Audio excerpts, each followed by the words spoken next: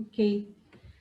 Bom, eu sou Ângela Miranda, é um prazer estar aqui com vocês nessa live de liderança. De onde viemos para onde vamos, né? Enfim, vamos discutir um pouquinho sobre o assunto. Queria falar um pouco antes sobre o GEC, que é o Grupo de Excelência em Coaching. Nós três fazemos parte deste grupo, que ele faz parte do Centro de Conhecimento do CRA São Paulo, que é o Conselho Regional de Administração São Paulo. O GEC, ele iniciou em junho de 2007, e a principal causa é contribuir rumo à excelência da prática do coaching pelo contínuo desenvolvimento de conceitos, aliado a métodos e processos, e no intuito de beneficiar os interessados na atividade, os administradores e também a sociedade em geral. Desse tempo para cá, lógico, foram muitas as contribuições, e dentre essas contribuições, podemos elencar conceitos relacionados a coaching, desenvolvemos também um código de conduta do coach, perfil e competências do coach, um programa bem bacana chamado Programa de Coaching para Jovens Administradores, que é um programa querido, workshop de carreira, palestras, artigos e vídeos, um glossário de termos associados ao coaching e o simpósio de coaching, que acontece a cada 2 anos, e esse ano é o ano que vai acontecer. Esse ano nós teremos aí o 4º simpósio de coaching, que vai acontecer no início de novembro. Acompanhe nossas redes, ao final a gente vai passar para a gente mostrar para vocês um pouco mais e vocês entenderem aí como que funciona em questão de data. Nós três também fazemos parte de uma célula de liderança. Dentro do GEC nós temos a divisão de células, e essa célula ela foi constituída esse ano, em 2020, e o objetivo principal é estudar e produzir conteúdos aí sobre liderança e a contribuição do coaching relacionado a esse tema. Conhecer também diferentes abordagens relacionadas, promover debates, conscientização e trabalhar temas relacionados ao agora e ao futuro. E trabalhando em cima disso e indo também nessa onda das lives, a gente achou interessante conversar um pouquinho com vocês sobre esse tema de liderança. Bom, vamos começar então. Eu já vou apresentar para vocês um pouquinho sobre cada um dos palestrantes. Eu vou falar sobre mim também, mas fazendo uma breve introdução, a gente sabe que a liderança sempre foi, e agora mais do que nunca, é um tema indispensável quando se fala em desenvolvimento humano, principalmente relacionado a resultados no trabalho. Por esse motivo, é um tema que está sempre muito ligado a processos de coaching. Para isso, a gente convidou, então, ele, profissional do GEC também, membro do GEC, Marcel Ferrada, e a Sandra Pereira, que também faz parte do nosso grupo, para um bate-papo sobre liderança de hoje, do futuro, os caminhos para construir esse hoje e o futuro e fazer uma correlação aí aos novos desafios aí, principalmente, né, dessa nossa nova realidade. Bom, falando um pouquinho de mim, muito rápido, sou profissional de RH com mais de 20 anos de carreira, formada em administração, sou membro do CRA, tenho MBA relacionado à gestão empresarial e também a pessoas, pela FGV, pela FIA, capacitação executiva. Sou mestre e doutora em teologia, por curiosidade. Profissional de coaching desde 2012. Sou diretora da BRAP Coaching, que é uma associação de coaches. trabalho relacionado a recursos humanos, com hunting, atuo na parte acadêmica, escrevo, desenvolvo, implanto cursos de MBA para gestão de pessoas, coordeno um grupo de líderes de recursos humanos na BRH, São Paulo, e sou representante aí por nomeação do Conselho Regional de Administração São Paulo. Bom, mas se deixasse eu, né, eu falaria de mim bastante. Mas vamos falar então do querido Marcel Ferrada, psicólogo, possui pós-graduação em administração com ênfase em RH, pós em tecnologia da informação. Ele é mestre e doutorando aí em psiquiatria e psicologia médica. Professor universitário, atua na graduação, na pós-MBA. Coordena cursos de pós-graduação, desenvolve conteúdo para EAD, é coach executivo, palestrante, escritor, tradutor, sócio-diretor da Operação de Serviços de Consultoria de Recursos Humanos, e da Foco Esportes, que trabalha com carreira de atletas. Responsável também por um treinamento no Laboratório Interdisciplinar em Neurociências e fundador, é um dos nossos fundadores aí do nosso grupo querido de Excelência em Coaching. A Sandra Pereira, Sandra Maria Pereira, ou Sandra Maria de Souza Pereira, ela é coach, educadora, consteladora, escritora. Ela atua em desenvolvimento humano há mais de 30 anos em grandes empresas. Graduada em letras pela USP, jornalismo, pós em psicologia, criatividade, inovação. E pela consultoria Antuac, ela ministra treinamentos, palestras relacionadas à comunicação, liderança, criatividade. Professora e coaching pela Fundação Dom Cabral. Coach, trabalha com coaching, life coach, com positive coach, career coach, trabalha com MBTI, é coautora de alguns livros relacionados a coaching, poesia, e ela tem um blog, gente, bem bacana. Eu vou repetir para vocês lá no final, mas ele é o momentocoaching.com, tá? É simples, enfim. Eu quero dar boa noite oficial a vocês, nossos convidados e todos que estão participando aqui conosco. Lembrando, nós temos algumas regras. No período que eles estiverem falando, a gente vai manter os microfones mutados. Vocês podem começar a fazer já perguntas pelo chat e a nossa equipe vai acompanhando e já trazendo as perguntas para a gente, tá? Então, essas são as regras, pouquíssimas regras, enfim. Eu vou, então, iniciar o nosso bate-papo com vocês. Boa noite, Sandra. Boa noite, Marcel. Queria saber de vocês, então, vocês podem falar um pouquinho, enfim, mas eu queria dar uma deixa para vocês colocarem aí a visão.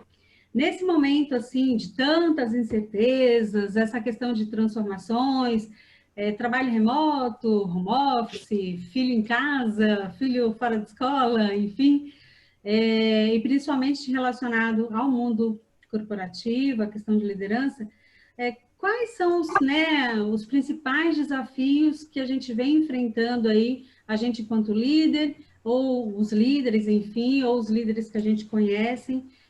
Coloca para a gente aí, vamos começar com o Marcel. Coloca para a gente qual que é a sua visão com relação aí à liderança esse momento, Marcel, por favor.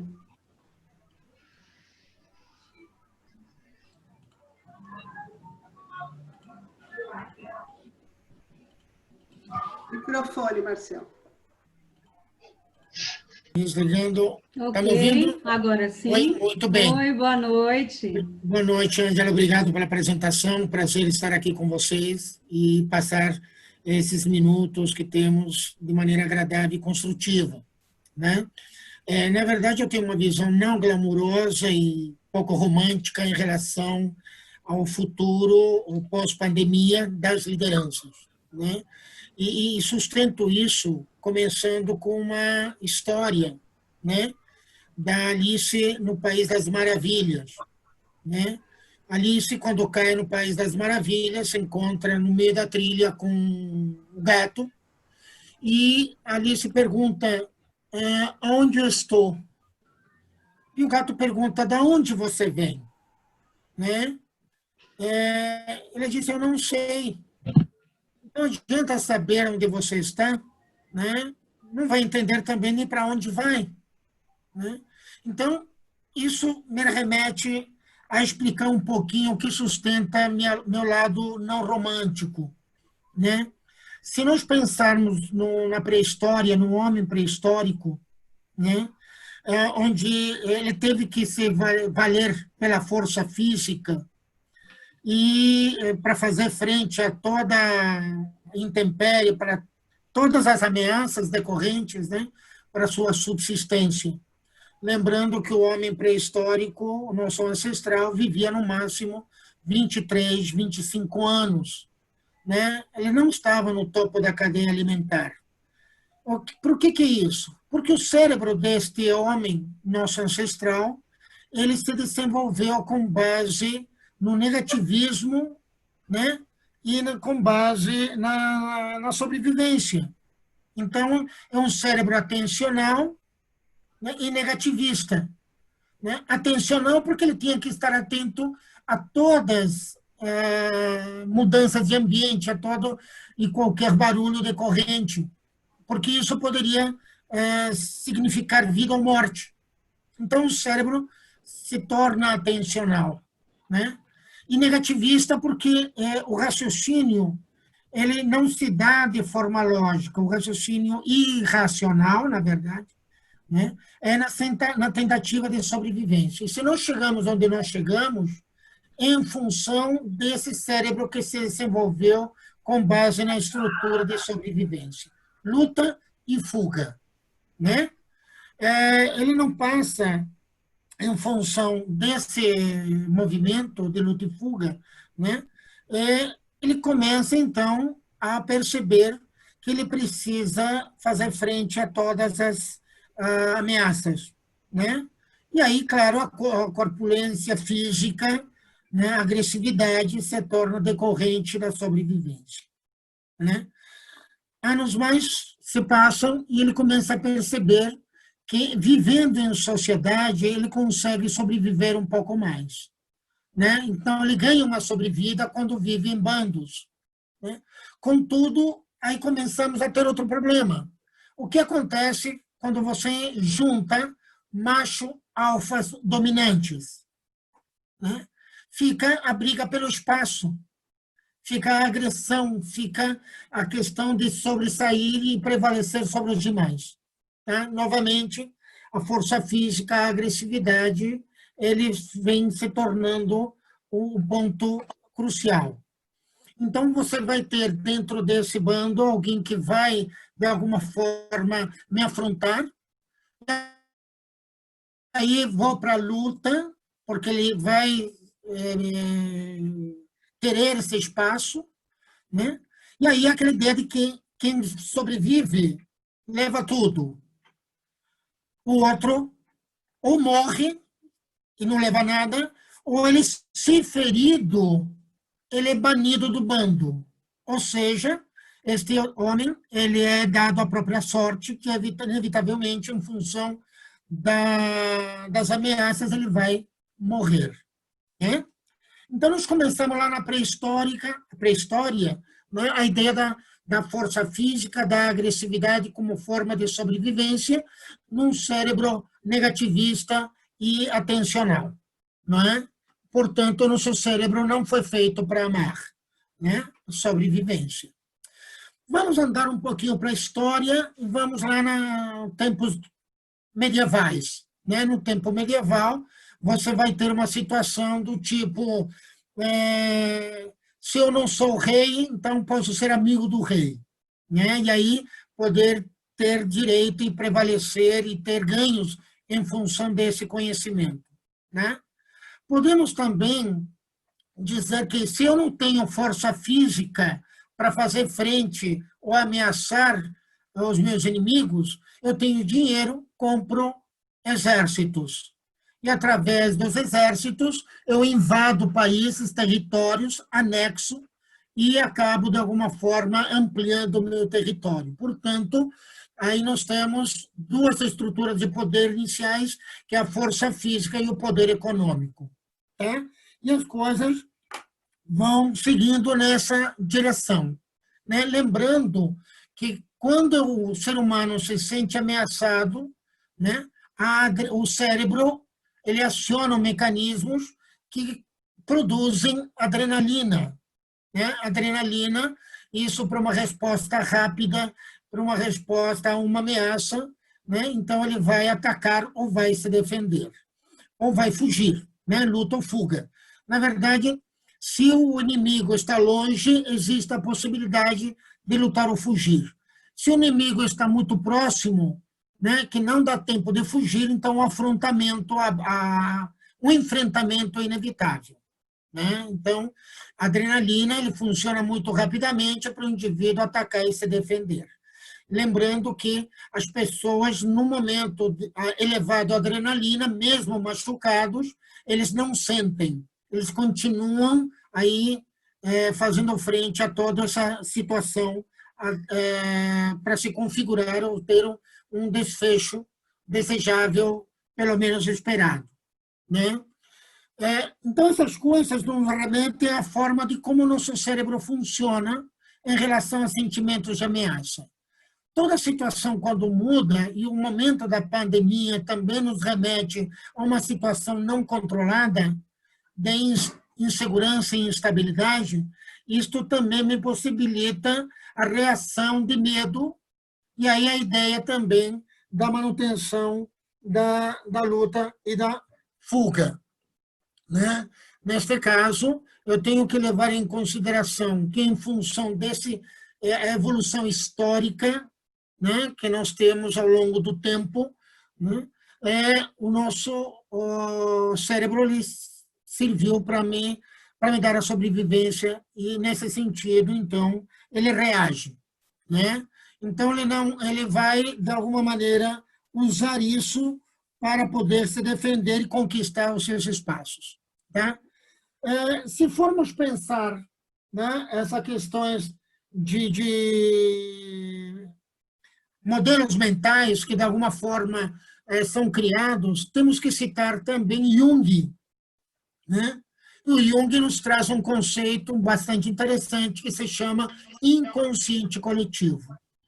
Né? Nesse sentido, eu trago dos meus antepassados, memórias das quais eu não teria, porque não teria vivido, e isso, de alguma forma, é a minha carga genética, são minhas memórias. Né? E essas memórias de defesa, de ataque, de luta, enfim, são instaladas nesse cérebro, né? E por mais que hoje me considere racional, e posso levar o homem para Marte, para a Lua, ou coisa parecida, eu vou atacar o indivíduo que está de carro porque ele me deu uma fechada. Né? Então, comportamentos irracionais que fazem uma explosão de agressividade, de domínio e tudo mais. Tá?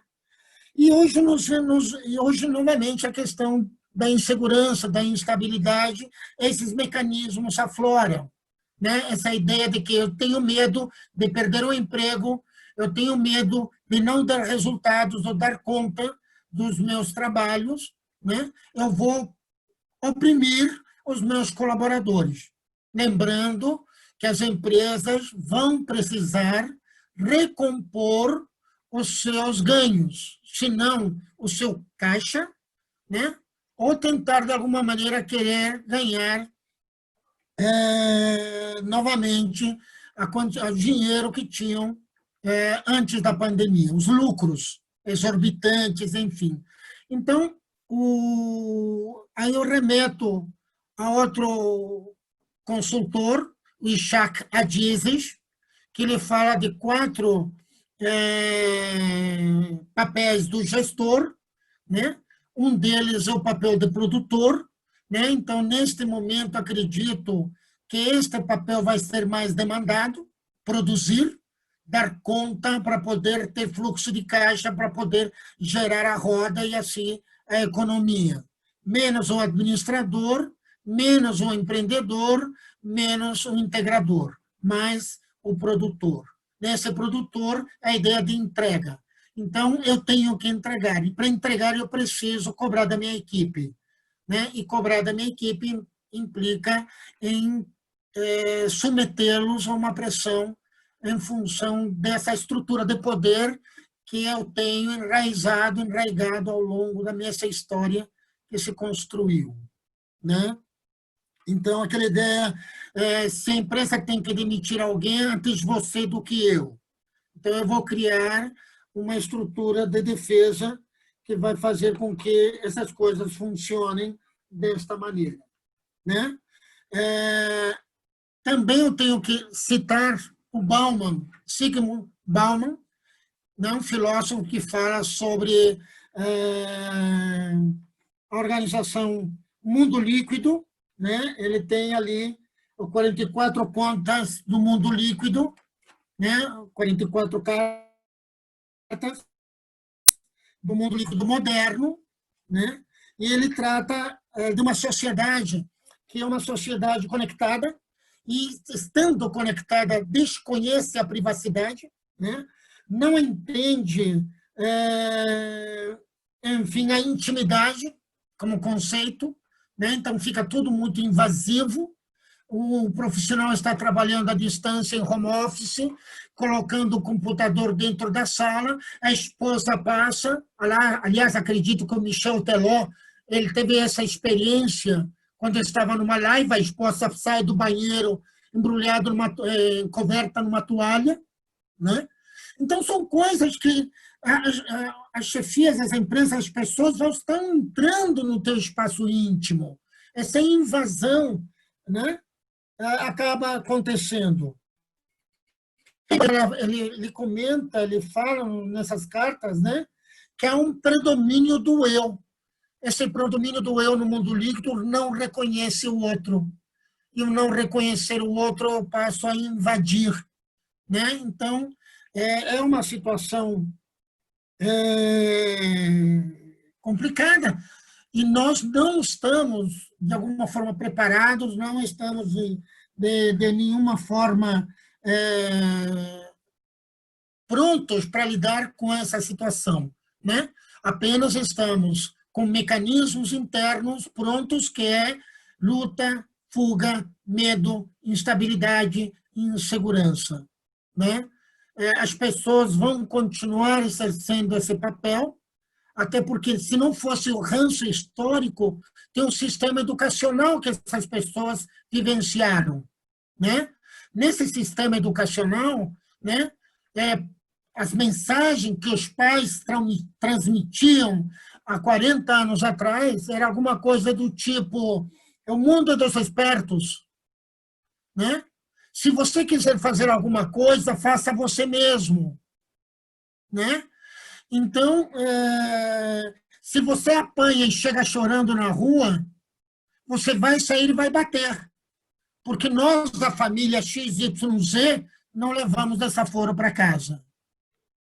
Né? Então, isso continua ainda muito forte. 3 meses ou 4 meses de fechamento ainda não é suficiente para modificar meus componentes internos que vão fazer com que haja uma mudança de postura e de atitude. Né? Eu precisaria, para isso, né, reconhecer que existe um problema. Eu tenho que reconhecer que eu, enquanto líder, eu tenho as minhas limitações e tenho as minhas dificuldades e eu someto a minha equipe a situações difíceis. Né? Numa pesquisa que eu estou desenvolvendo, eu vou dar uma parcial, né? Nessa parcial, 43% dos respondentes, né, relataram desenvolver angústia, ter desenvolvido angústia. Né? 60%, né, dessas pessoas que responderam, eles ou se alimentaram mal, ou comeram pouco, ou abusaram na alimentação, que pode ser um indicador de angústia e de medo. Né? Perder o controle sobre a alimentação. 30% relataram que desenvolveram problemas de sono, né, desses respondentes, né, e, enfim, né, eu acho que poderia pensar, e que desses respondentes, 71% nunca tinham trabalhado em home office. Né? Então, é um mundo novo que vai fazer com que os velhos hábitos prevaleçam. E, portanto, por isso eu não digo, não vai ser romântico. Né? As pessoas, se não identificarem que existe um problema na forma de pensar, não vão mudar os seus princípios, não vão pensar os seus valores, né? De como estão interagindo. Né? Ok, professor Marcel. Sandra, coloca então para a gente a sua visão, aí você também vai ter aí uns 12, 15 minutinhos, porque senão a gente não consegue interagir. Tá gostoso até agora, né? Enfim, gente, o chat está liberado, tá? Ok, olha, o professor Marcel me colocou muitas coisas para pensar. Concordo com algumas coisas, toda essa carga histórica que a gente traz. Tenho visto com líderes que eu estou trabalhando com coaching nesse momento de pandemia, situações as mais diversas possíveis. Então, isso me traz muito uma visão do Ken Wilber, que a gente convive com diversos níveis de consciência, e cada nível de consciência está vivendo esse momento de uma forma diferente. Então, num primeiro momento, com certeza, esta reação de liderança, de comando, controle, de luta, fuga, congelamento, isso aconteceu. Então, a gente tem relatos de pessoas que estavam trabalhando mais de 12 horas por dia em casa, com controle constante que se dava por reuniões nos horários mais absurdos possíveis, na hora do almoço, na hora do banho, na hora do café, sem nenhuma consideração pela história de vida, pelas necessidades da pessoa que estava ali. Então, isso realmente aconteceu.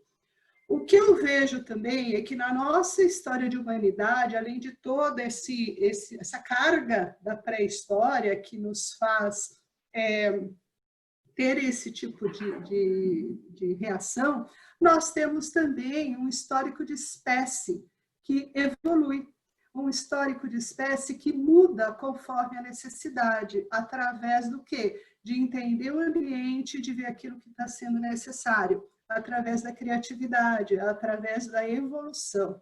Então, nós trazemos esse lastro, sim, e ele aparece nos momentos de dificuldade, nos momentos inesperados. Então, a gente vê isso acontecendo. A gente vê também que em empresas nós temos convivendo diferentes níveis de realidade. Então, eu trabalhei muito tempo em recursos humanos, e a gente trabalhava no corporativo, e aí a gente elaborava uns planos maravilhosos, né, de comunicação, de liderança, de desenvolvimento, de treinamento. E esses planos, eles tinham sim uma aderência, só que quando chegava lá no chão de fábrica, vinham alguns gestores e falavam assim para mim: olha, Sandra, você está aqui fazendo isso, só que em alguns lugares a coisa é muito complicada. Nesta mesma empresa, neste mesmo mundo que a gente está, os funcionários são reféns das chefias. A gente não estava falando de líder, a gente estava falando de chefes. Por quê? Porque ou faziam o que aquele chefe ali do chão de fábrica dizia, ou simplesmente não tinha com quem falar. Então, o que acontece? A gente convive com vários níveis de consciência, com várias situações em termos de liderança. Então, concordo com o Marcel que a gente traz esse lastro, mas eu também trago que este momento da pandemia está fazendo aflorar o melhor e o pior das pessoas, né? E dos líderes também. Então, eu tenho visto também líderes que estão extremamente preocupados com suas equipes, que estão tentando encontrar meios de fazer, através do trabalho remoto, não só reuniões de trabalho, mas também reuniões de congraçamento, vamos dizer assim, reuniões sociais, fazer happy hour, fazer acolhimento das pessoas. E eu tenho, inclusive, uma experiência recente, a pessoa, inclusive, do RH está aqui, que eu fui contratada para fazer um trabalho de psicologia positiva com os integrantes da equipe, né? Para quê? A preocupação era que essa equipe ia voltar do trabalho remoto para o trabalho presencial e que havia problemas, no sentido de preocupações, de medo, até mesmo problemas psicológicos que estavam sendo acompanhados, e o dono da empresa pediu para que fosse feito um trabalho para ajudar as pessoas, para que essas pessoas entrassem melhor no ambiente de trabalho. Então, isso nos traz o quê? Que nós temos líderes sim preocupados também com a saúde do trabalhador, com como as pessoas estão, e não só em resultados. O resultado, ele sempre vai ser importante. O resultado, ele é default, né? Então, a gente tem o resultado como premissa das empresas. Só que, principalmente as novas gerações, estão preocupadas não só em ter os resultados, mas em como esses resultados são obtidos. Então, quem trabalha com seleção de jovens percebe que muitos jovens não querem trabalhar em determinadas empresas, que não estão se preocupando com o meio ambiente, não estão se preocupando com o social, que não têm alguns recursos para as pessoas ali dentro. Então, o que eu quero dizer com isso é que nós temos diferentes níveis de realidade, diferentes níveis de consciência, e se por um lado, sim, há um acirramento desse líder comando-controle, que perdeu o controle da equipe que estava ali todo dia na frente dele e não sabe como é que eu sei que a minha pessoa está trabalhando, né? Só que nós já estamos num segundo momento, que as pessoas já estão encontrando formas, estão partindo para uma tendência, essas tendências todas que a gente vem ouvindo falar, agora estão se fazendo presente, agora estão concretas. Assim como o mundo VUCA, a gente está entendendo na pele o que é, né? Como é que é esse mundo volátil, incerto, que a gente tem que, a cada momento, decidir o que vai fazer, porque não tem uma informação, não tem dados para tomar decisões.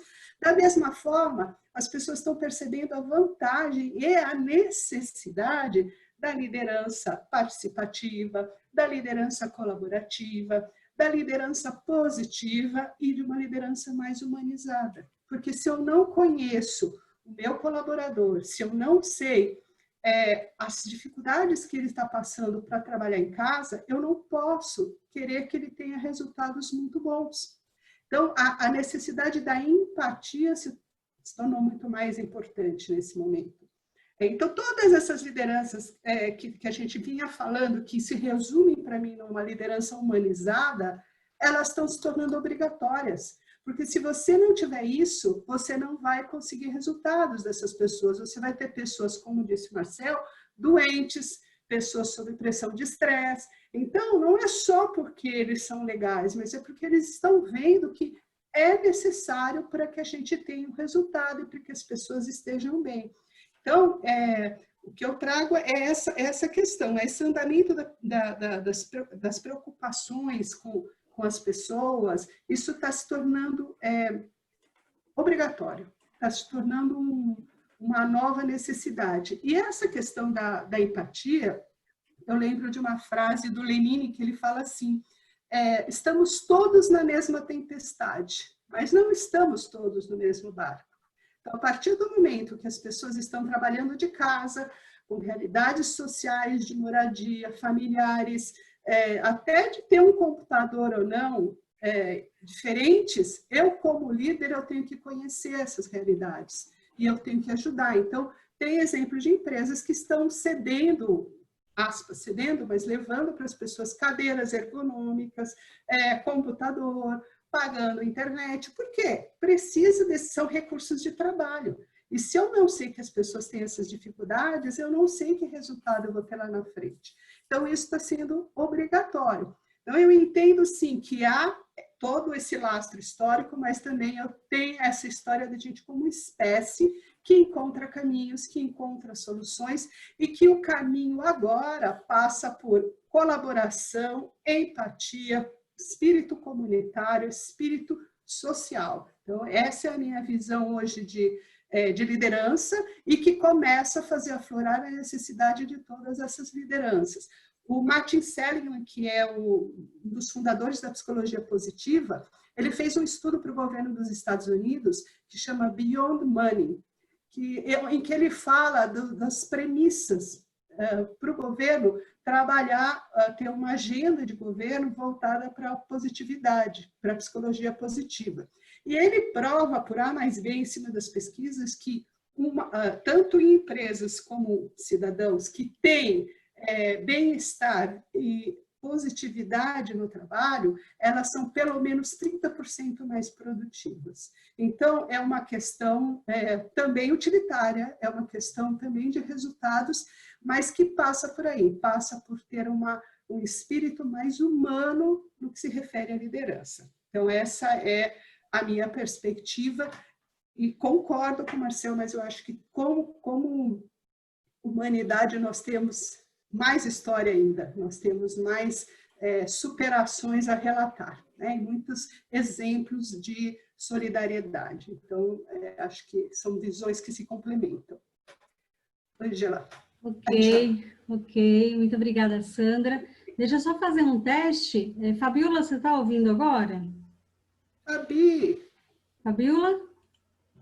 Fabiola não está mais. Não, ela está sofrendo, que ela não tá escutando ninguém, ela põe fone, tira fone, mas tudo bem. Enfim, era só para tentar ajudar, mas acho que ela realmente não está ouvindo. Bom, muito obrigada aí pelas duas impressões, né?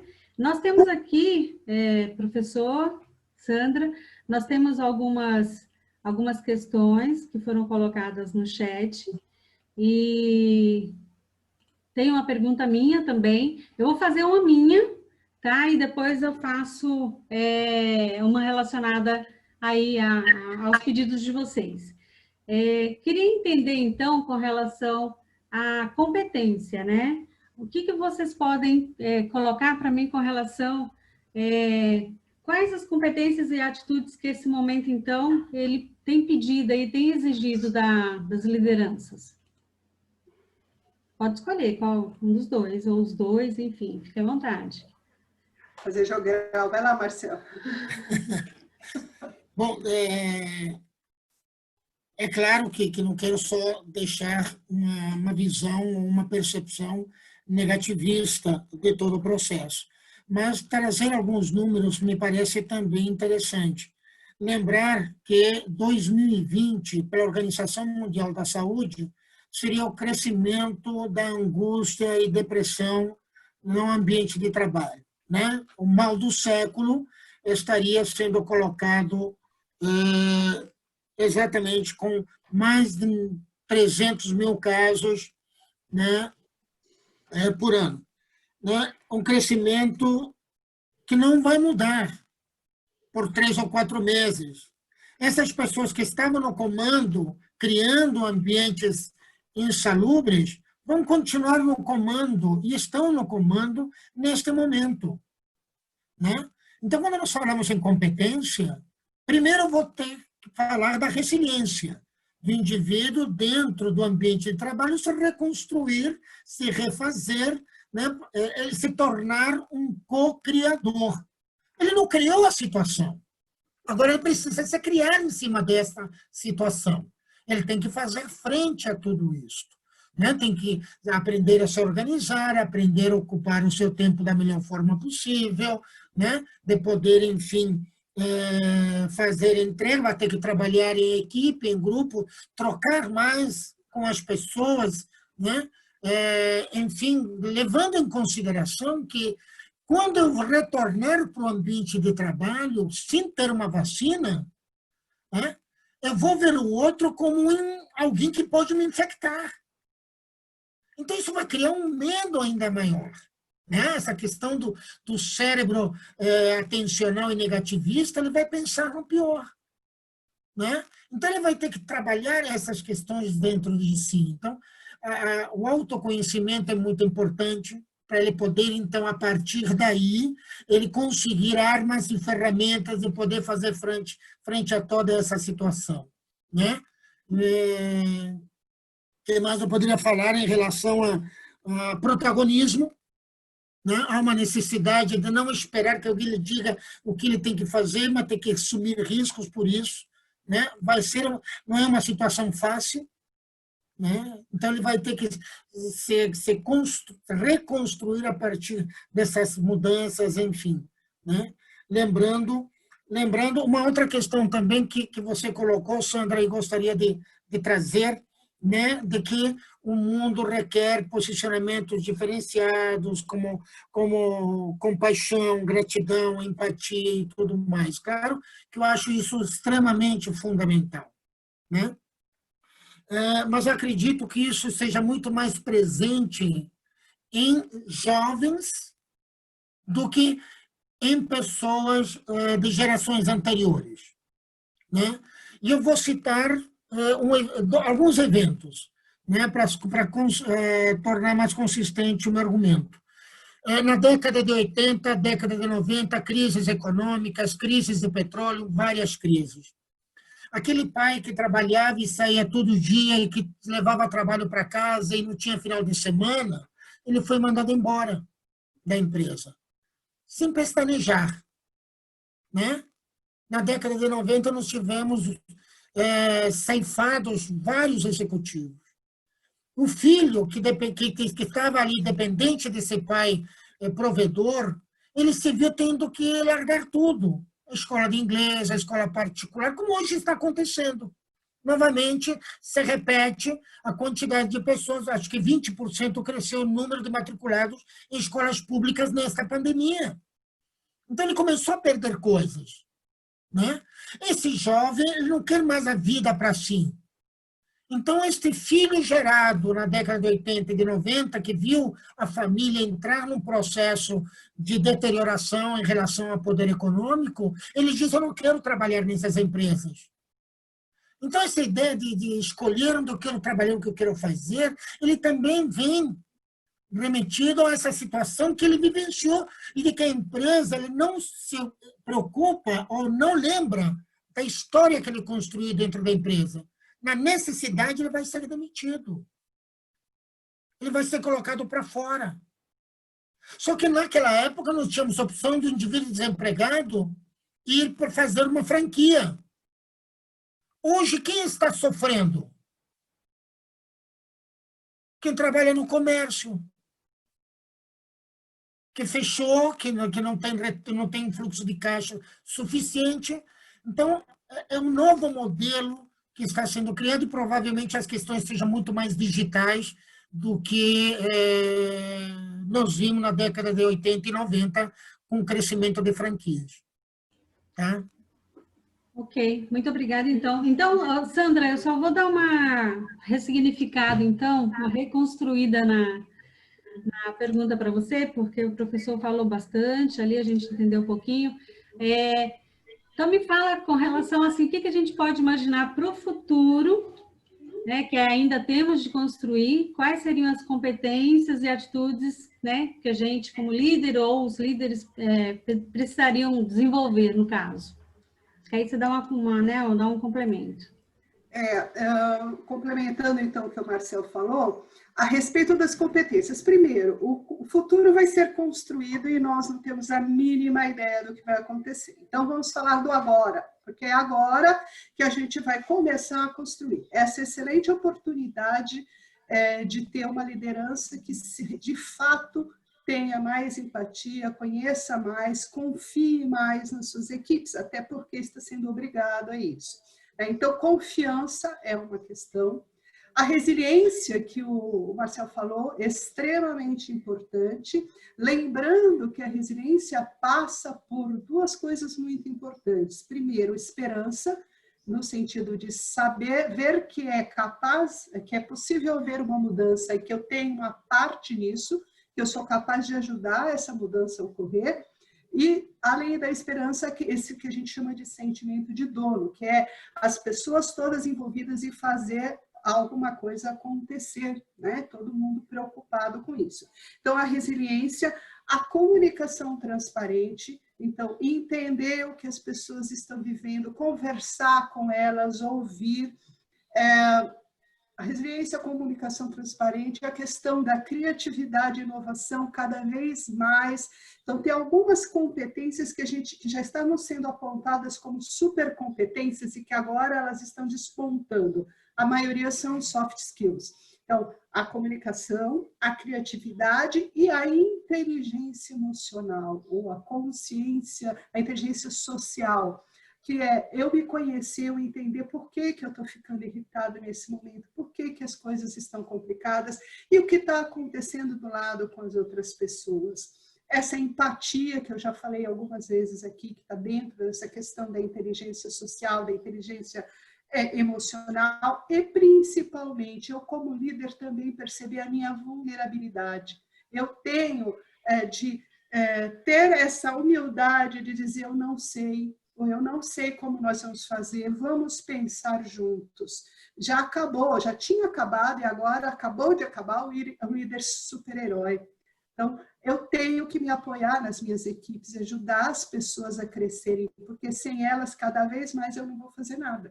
Então, essas competências, para mim, elas já eram aquelas super competências de que se falava tanto, mas é resiliência, comunicação, criatividade e essa inteligência social, inteligência emocional, que envolve a empatia, envolve o senso de propósito, ser capaz de transmitir para as pessoas qual é o propósito desse trabalho que a gente está fazendo. Não estou nem dizendo do propósito pessoal, nem do propósito da empresa, mas assim, por que, a modo de que eu estou fazendo isso que eu estou fazendo, né? Eu estou a serviço de quê e de quem? Hoje as pessoas não querem só ganhar dinheiro.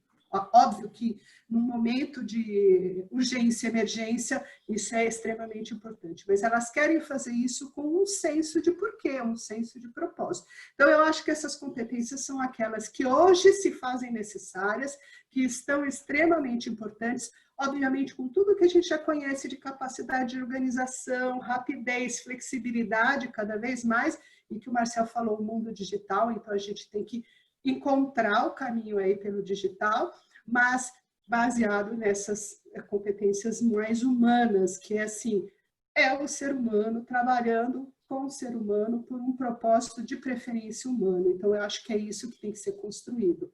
Não está aí ainda para todo mundo, algumas empresas já praticam, né? Algumas empresas já têm preocupação expressa com seus colaboradores, já tinham e já estão trazendo ainda mais, e a gente tem exemplos concretos, e tem o outro lado que simplesmente corta, fecha e acabou. Mas tem sim esse crescimento dessa postura que eu acho que é que vai construir o futuro. Essa é a minha aposta, vamos dizer assim.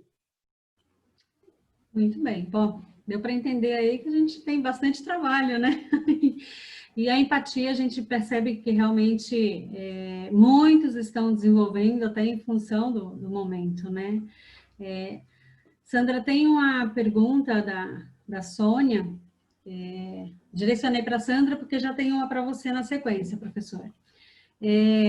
A Sônia, ela quis dizer que o líder controlador ele está sendo já meio que quebrantado, ele já não está mais sendo tão controlador aí nessa época de pandemia, e em contrapartida, os funcionários também estão aprendendo a se organizar mais, a apresentar mais resultado.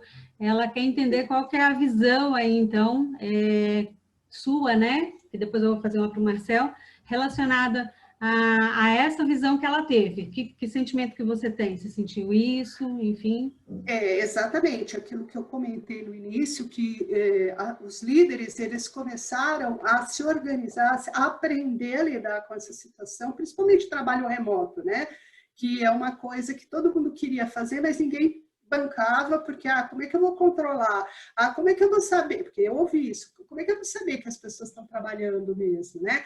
E aí a gente muda essa perspectiva, tanto dos colaboradores, dos funcionários, que eles também começam a entender que tem uma dinâmica diferente e se organizar, quanto dos líderes. Então, assim, eu não trabalho mais por horas trabalhadas, eu trabalho por projetos.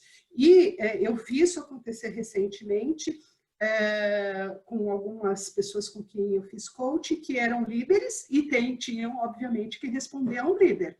E eles diziam, o meu líder está acabando comigo, eu não tenho mais tempo para nada, eu não consigo respirar, será que eu estou fazendo isso com a minha equipe?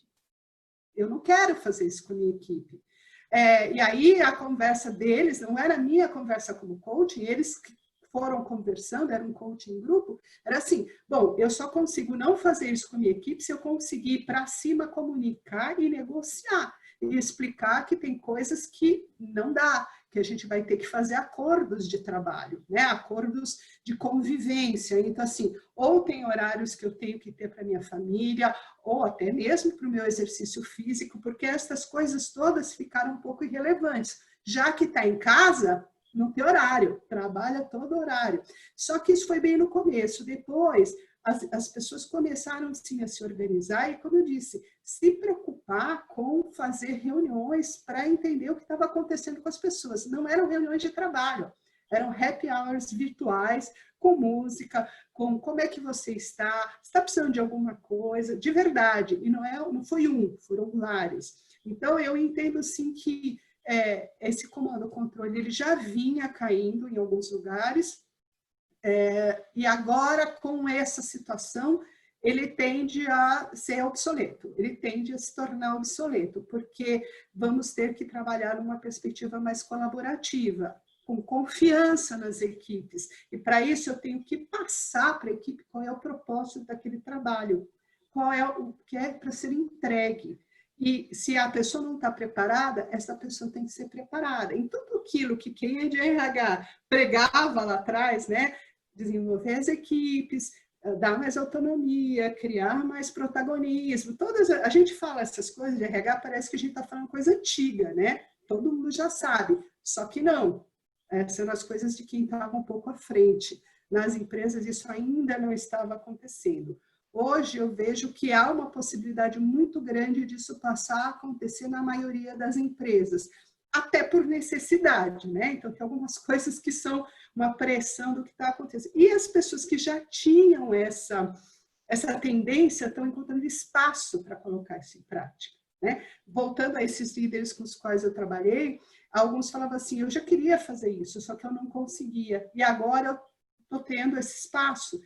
Eu posso fazer para baixo, mas eu também estou tendo que administrar para cima, né? Estou tendo que fazer esses acordos. Então, não sei se eu respondi, mas essa é a minha visão. Eu vejo que, por pressão, por necessidade e por tendência de algumas pessoas, de umas lideranças talvez mais jovens, seja de idade ou de cabeça, de atitude, a gente tem essa tendência, assim, de ter uma situação melhor.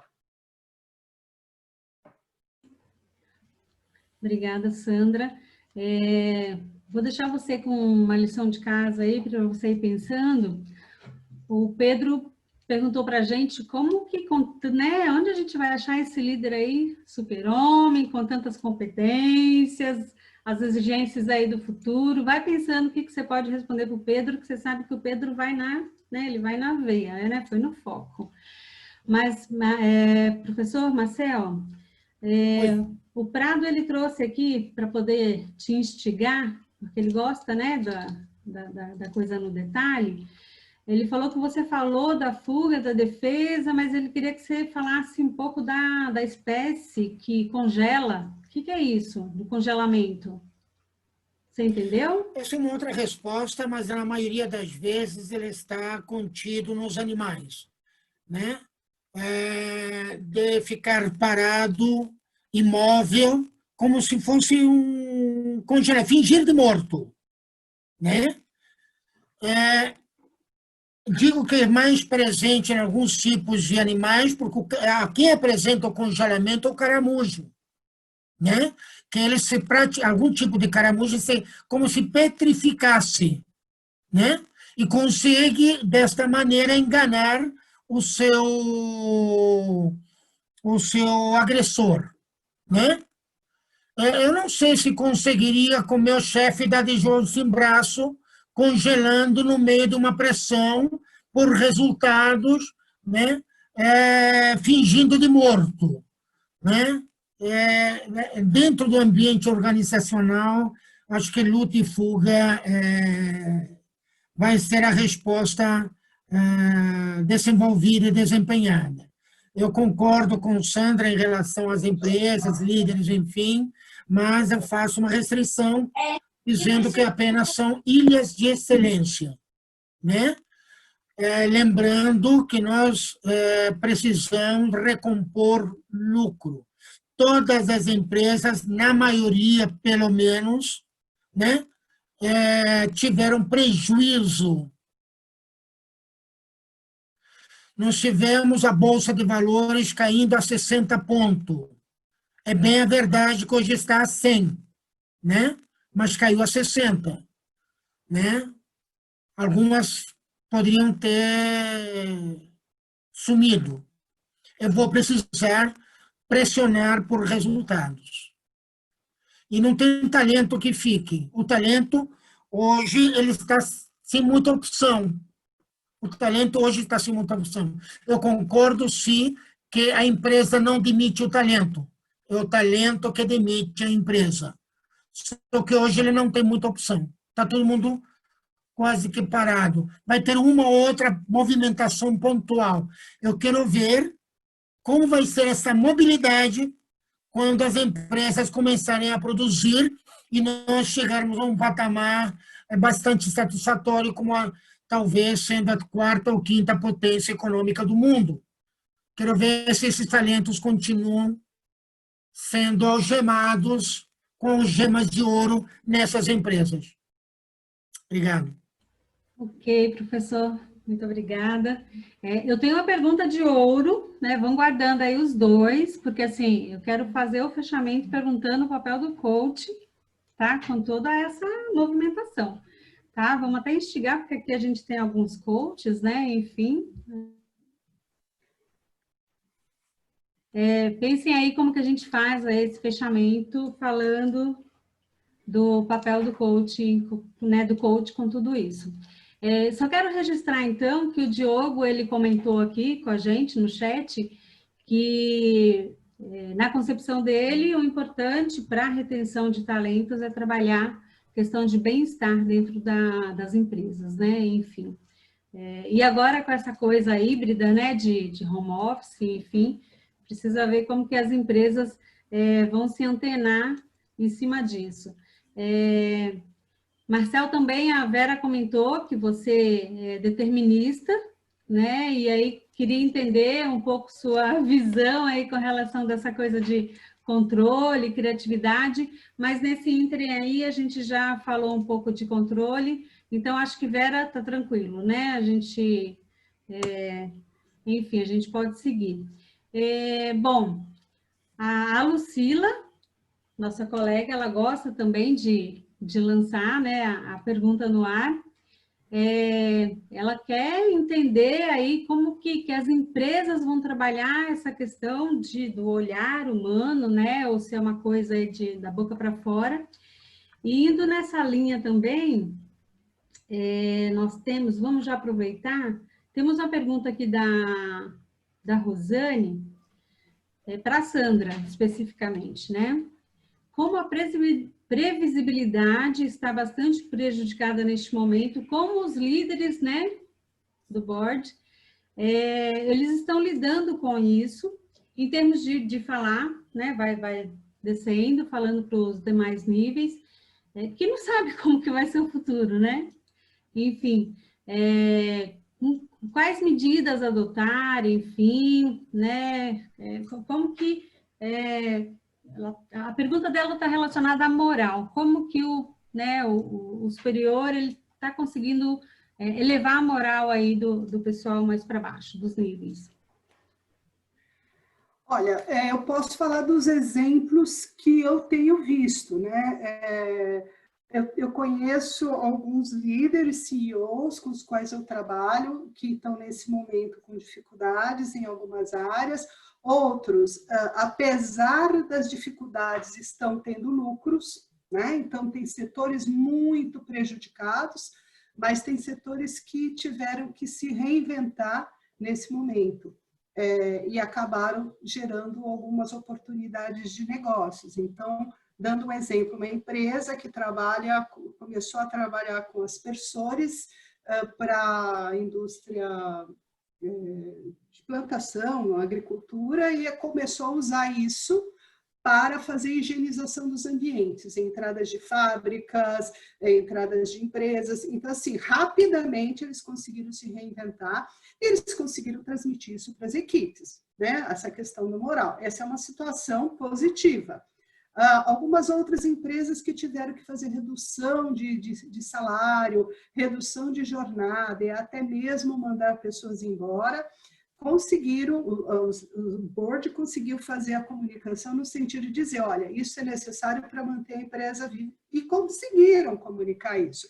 Então, onde que está a questão? Comunicação, né? Saber ser transparente, saber levar.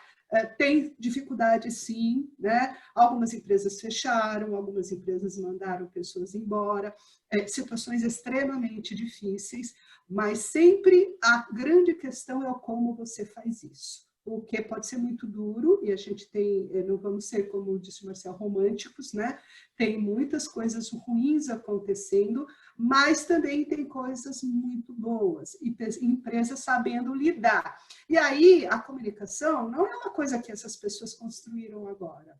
A comunicação é construída no longo prazo. Isso não aconteceu agora. Eles já vinham trazendo exemplos de confiança, de construção ali de um relacionamento com o colaborador. Alguns aproveitaram agora e conseguiram, mas a maioria não. A maioria já tinha esse histórico. E aí, quando a pessoa fala as pessoas acreditam nesse A. Por outro lado, tem exemplos muito engraçados, se não fossem tristes, de líderes que estão extremamente preocupados com seus colaboradores e colaboradores que estão levando atestados para não trabalhar, porque estão com medo ou porque querem se aproveitar da situação. A gente tem de tudo, né?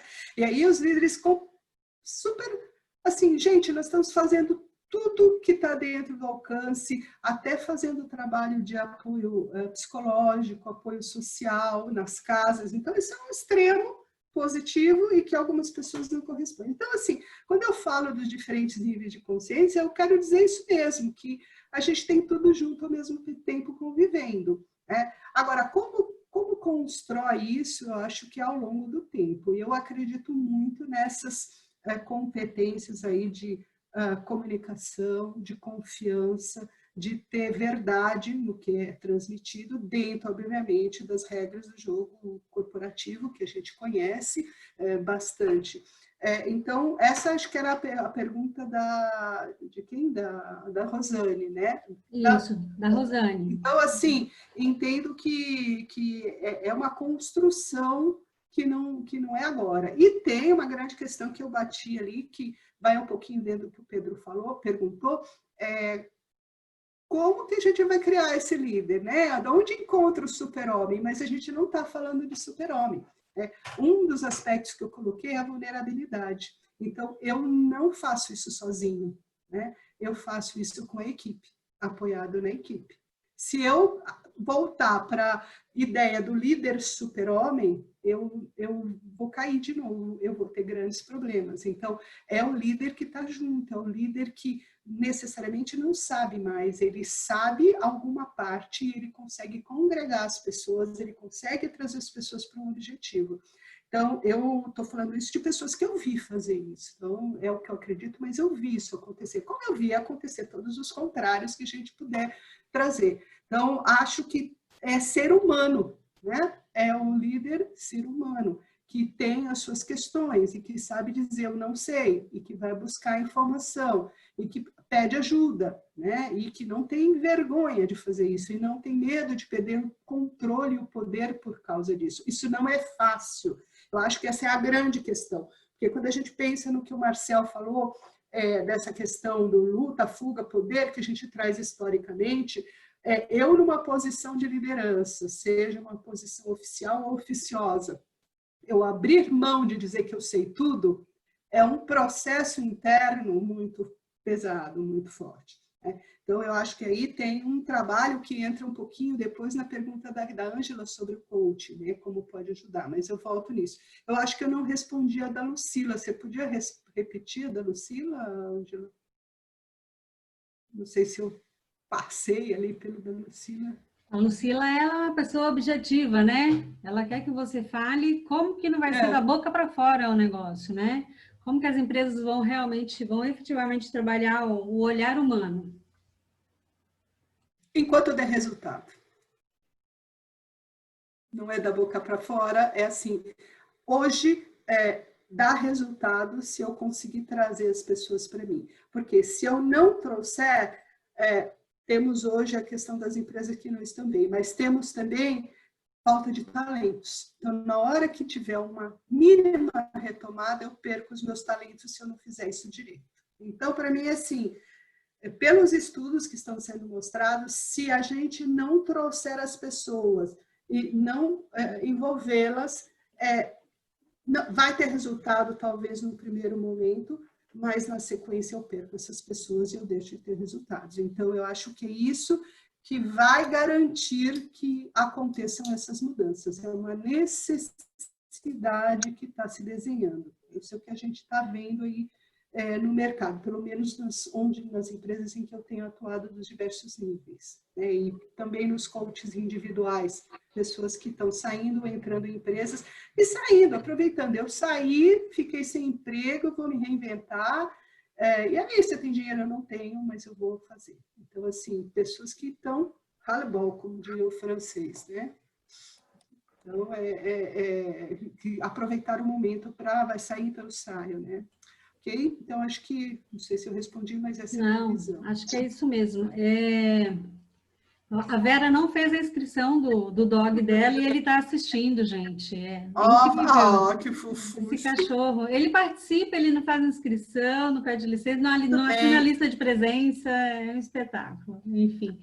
Eu vou fazer agora a última pergunta, então, para o Marcel.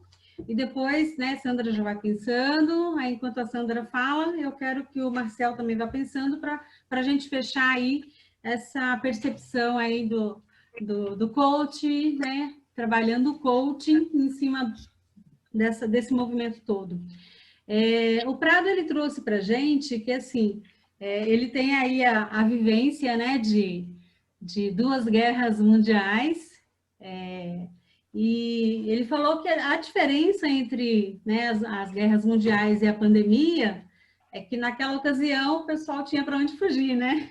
E agora está todo mundo isolado dentro de casa, não tem para onde fugir. Então, na percepção dele, isso vai fazer com que a liderança e até as pessoas mesmo, né, trabalhem aí a questão de ser mais humanizado, né, justamente de estar relacionando aí com os pares, estar relacionando com as pessoas aí dentro dos lares, enfim, isso vai mudando um pouquinho o olhar. Então, Marcel, segura essa primeira parte, né? Você comenta rapidinho sobre essa impressão do Prado, que já vivenciou isso daí, né? 2 guerras e uma pandemia, e a diferença aí de uma para outra. E o Eidemar trouxe aí também, direcionado especificamente a Marcel, a questão do home office, né? Antigamente, todo mundo via como negativo, e agora teve empresa que curtiu tanto que já não quer mais manter o escritório, enfim. Qual a sua percepção com relação a essa invasão de domicílio com a questão da implantação do home office? Um grande abraço para o Eidemar, um aluno querido do curso de administração, né? É o seguinte, é claro que pelas pesquisas que nós estamos acompanhando, pessoas que, se tiverem a oportunidade de voltar para o trabalho, ou quando voltarem para o trabalho, se tiverem a oportunidade de escolher se querem trabalhar total ou parcialmente, nós temos ali um dado interessante, 40% das pessoas querem ficar pelo menos 2 dias em casa. Eles não querem retornar integralmente, né? 5 dias a semana ou coisas do gênero. Tá? Então, esse é um dado que a gente vai ter que considerar, né? Criando as condições que vamos aprender com o que está acontecendo, né? 47% das empresas não forneceram qualquer tipo de estrutura para o colaborador, né?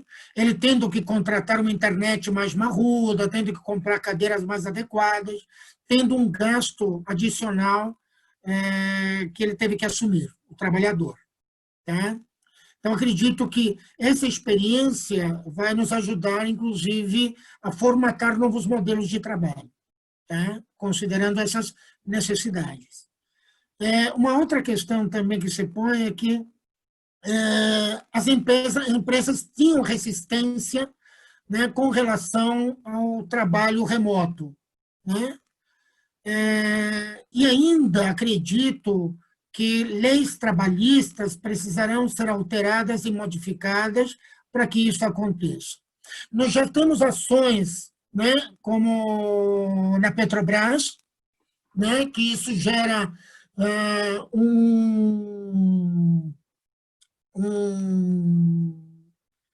jurisprudência, né?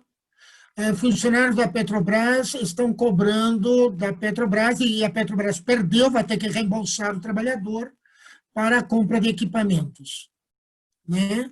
Internet e tudo mais vão ter que ser ressarcidos. Horas extras, né? Nós temos aí gestores, muito embora, como já disse, são os mesmos gestores que vêm criando doenças dentro do ambiente de trabalho extremamente tóxicos, né? Esses indivíduos, de alguma maneira, vão continuar os mesmos, né? Vão continuar tratando as pessoas desta maneira, né? E se nós pensarmos na Segunda Guerra Mundial, quando muitos migraram para o Brasil, a grande ideia era o seguinte: aceita qualquer coisa, porque você nunca viveu num país com guerra. Aqui é o paraíso, mesmo sabendo que não era. Mas essa questão de discriminação da extinção, ou extinguir a discriminação no sentido de reivindicação, se perdeu. As pessoas começaram a ter medo. Depois tivemos aí o golpe militar, onde a opressão também foi grande, a resistência foi quebrada. Hoje nós temos algumas resistências quebradas. Eu não vou falar mal, eu não vou comentar que eu preciso, porque eu posso ser mandado embora, a imprensa não está bem. Eu vou ter coragem de falar o que estou sentindo? Por que as pessoas estão perdendo o sono? Por que as pessoas estão se alimentando mal? Então, tudo isso vai precisar ser colocado na cesta para a gente começar a discutir, né? Vamos ter que modificar muito essas questões, sim. Mas estamos aprendendo e acredito que o coaching entra nessa história de poder contribuir para quem se sente incomodado. Ótimo. Então, já emenda, professor, pode falar do coaching e a Sandra fecha, né? O trabalho aí do papel do coach, né? Trabalhando aí o coaching em cima de tudo isso. Nós temos profissionais de recursos humanos com formação em psicologia e provavelmente isso facilita o comentário no sentido de que as pessoas, de alguma maneira, né, vão ter ali uma dificuldade muito grande. A angústia aumenta sobremaneira, considerando que quem teve a versão mais grave do coronavírus e que conseguiu se safar, ele vai ter, pelos estudos, problemas neurológicos.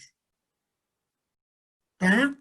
Então, a degeneração cerebral é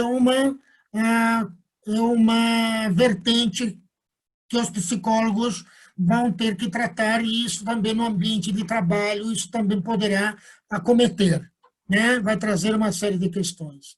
Né? Mas os psicólogos vão pensar em uma coisa que é: terapia não é para quem precisa, terapia é para quem acredita.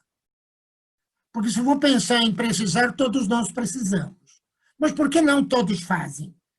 É porque ego estruturado, né? Quem tem um ego estruturado acredita que ele está bem, está ótimo, não precisa mudar nada.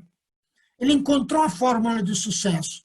E nós temos gestores narcisistas, gestores imediatistas, impulsivos, egoístas, né? Que acreditam que são perfeitos e vão continuar agindo da mesma maneira.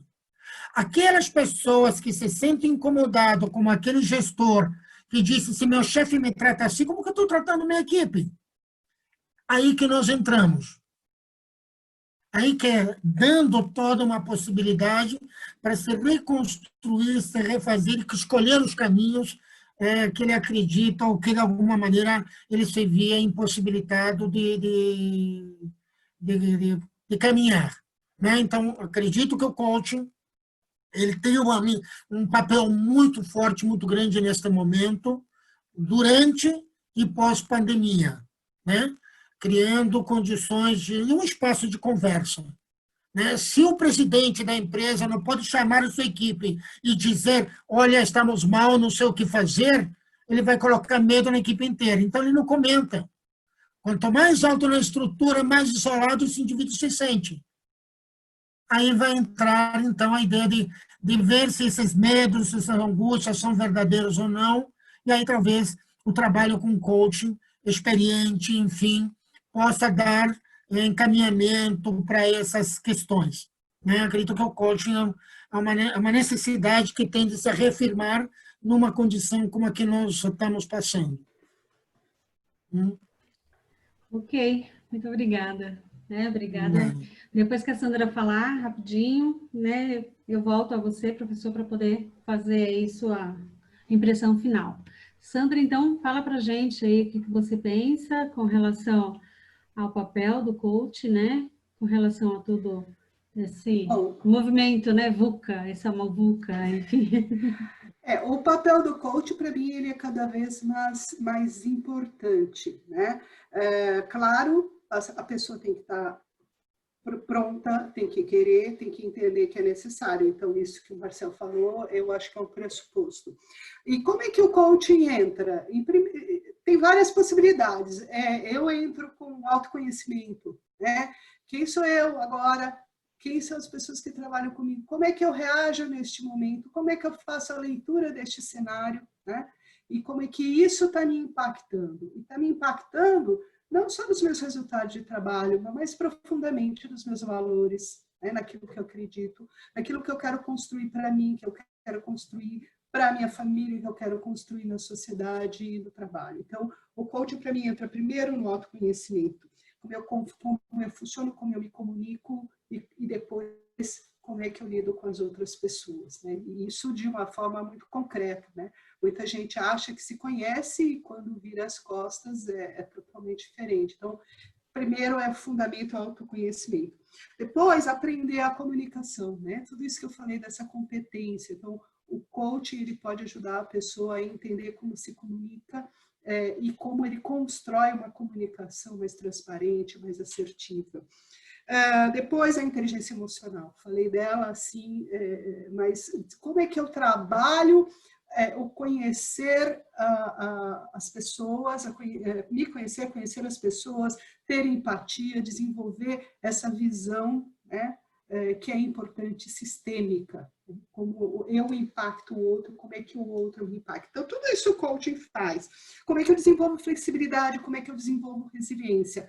Mas eu acho que, resumindo, o coaching ele pode ajudar a pessoa a aumentar seu nível de consciência. Então, entender onde é que eu estou como líder e onde eu posso chegar, onde eu quero chegar. E como é que eu faço para chegar lá? Básico assim e difícil e desafiador assim, né? Então, o coaching ele tem um papel fundamental. E uma coisa que o Marcel falou, que é como é que eu aprendo a gerenciar o meu estresse. Porque todos nós estamos, de uma forma ou de outra, momentos de estresse. E a minha equipe, e como é que eu tenho resultados, e como é que eu aprendo a fazer isso. Como é que eu aprendo a reconhecer os meus gatilhos, os meus momentos de perigo e estresse, e qual é a minha caixa de ferramentas, qual é o meu plano de contingência para quando eu entro nesses momentos de estresse. Isso é cada vez mais necessário. Eu já trabalhava praticamente tudo isso em coaching com as pessoas, e eu vejo que hoje, para desenvolver os líderes, é ainda mais importante. Como é que eu lido com a minha vulnerabilidade? Como é que eu me expresso? Como é que eu sou capaz de olhar para mim e entender que sim, eu preciso do outro? né? Então, entra nesses aspectos, eu vejo, muito mais do que óbvio, bater metas, fazer planos de ação, isso é consequência de todo esse passo a passo. A partir do momento que eu entendi por quê, como eu funciono, o que eu quero, quais são os meus valores, qual é o meu propósito, o plano de ação, ele vem e ele é cumprido. Se isso não for feito, não existe plano de ação que vá para frente. Então, essa é, assim, quase uma crença que eu tenho como coach e que eu vejo cada vez mais necessária. Ok? Ok, Sandra. Então, já pode, né, se despedir, fazer as considerações finais aí. Eu já dou a palavra para o Marcel na sequência. E Eu já falei bastante. A minha mensagem final é assim, para líderes e para seres humanos. Porque quando a gente fala de líder, a gente está falando de empresa, mas a gente está falando também de autoliderança, né? De liderança comunitária, de liderança na família. A liderança é uma das atividades, junto com a criatividade, para mim é uma das atividades mais humanas, né, que a gente precisa sempre para ir para frente como comunidade, como civilização. Então, o ser humano tem, historicamente, exemplos de desenvolvimento, de evolução, de resiliência e de capacidade de mudança, né? A criatividade do ser humano é que fez com que ele chegasse um animal pequenininho que tinha que enfrentar lá os dinossauros e que teve que enfrentar uma série de coisas, e hoje está enfrentando um bichinho menor ainda, que é um vírus, e consegue encontrar caminhos. Então, eu acredito muito nisso. Se eu não acreditasse nisso, eu não trabalharia com desenvolvimento e nem com coaching. Então, acho sim que a gente vai sair melhor do outro lado, apesar de todos os desafios. É isso. Ok, Sandra, muito obrigada. Enfim, você falou aí dos bichos, né, do dinossauro. Então, professor, faça encerramento para a gente aí, falando do dinossauro vegetariano, a cadeia alimentar, né? Eu gosto quando ele fala, mas é muito rápido, você tem 1 minuto para poder fechar, professor. 1 minuto para terminar, então vou ter que pular os dinossauros, né? Vou ter que lembrar que este ano as escolas deveriam começar a trabalhar segundo a Base Nacional Comum Curricular as competências socioemocionais. Né? Infelizmente, entramos na pandemia e algumas empresas estão conseguindo, né, mas não na quantidade esperada, né, para trabalhar essas questões. Então, se podemos pensar no mundo melhor, nós temos que pensar em investir nas competências socioemocionais das crianças, né? O que dá para fazer com o adulto hoje é tentar remediar isso, né? Que acabou, de alguma forma, tornando o egoísta competitivo, né? Onde a divisão, a partilha ainda não está presente. Ainda nós temos muito mais a questão da carência do que a abundância, né? Abundância seria tem para você e tem para mim. Não, nesse momento, se você ganhar, eu fico sem. Né? A competitividade não dá passes para a cooperação. Esse é um grande problema. Né? Eu queria deixar uma frase do Montaigne que dizia o seguinte: pensando na morte para viver melhor. Isso me remete ao legado. Isso me remete a que mundo eu quero deixar. Qual é a minha contribuição? Então, se eu pensar que eu vou partir, o que eu quero deixar? O que eu preciso fazer? Né? Como ter essa autoconsciência para me tornar uma pessoa melhor? Né?